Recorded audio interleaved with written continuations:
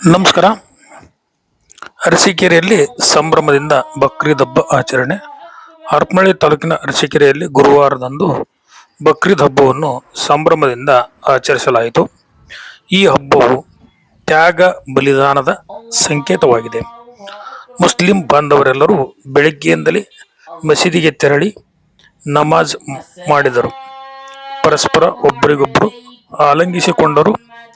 ನಂತರ ಶುಭಾಶಯಗಳನ್ನು ವಿನಿಮಯ ಮಾಡಿಕೊಂಡರು.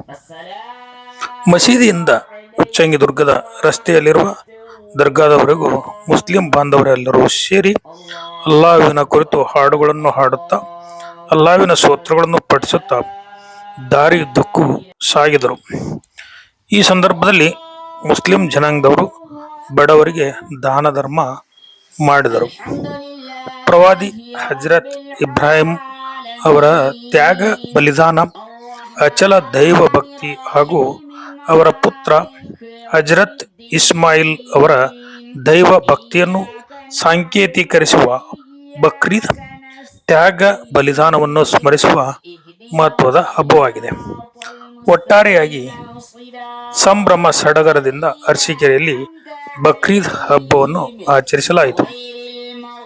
ಅರಸೀಕೆರೆ ಹೋಬಳಿಯ ಮಾದಿಹಳ್ಳಿ, ಹನುಮನಹಳ್ಳಿ, ರಾಮನಗರ, ಕಂಚಿಕೆರೆ, ಉಚ್ಚಂಗಿದುರ್ಗ ಗ್ರಾಮಗಳಲ್ಲಿಯೂ ಸಹ ಬಕ್ರೀದ್ ಹಬ್ಬವನ್ನು ಸಂಭ್ರಮ ಸಡಗರದಿಂದ ಆಚರಿಸಲಾಯಿತು.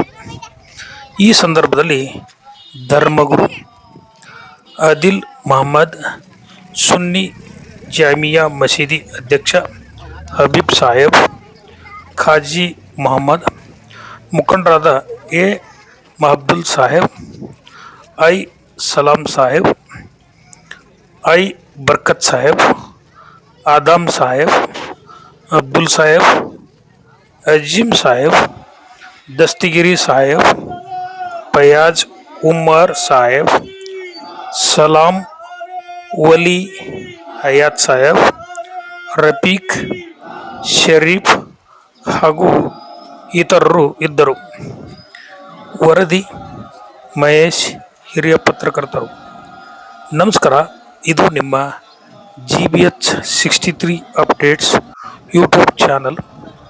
ದಯಮಾಡಿ ನಮ್ಮ ಚಾನಲ್ ಸಬ್ಸ್ಕ್ರೈಬ್ ಮಾಡಿ, ಶೇರ್ ಮಾಡಿ, ಲೈಕ್ ಮಾಡಿ ಹಾಗೂ ಕಮೆಂಟ್ ಮಾಡಿ. ಧನ್ಯವಾದಗಳು.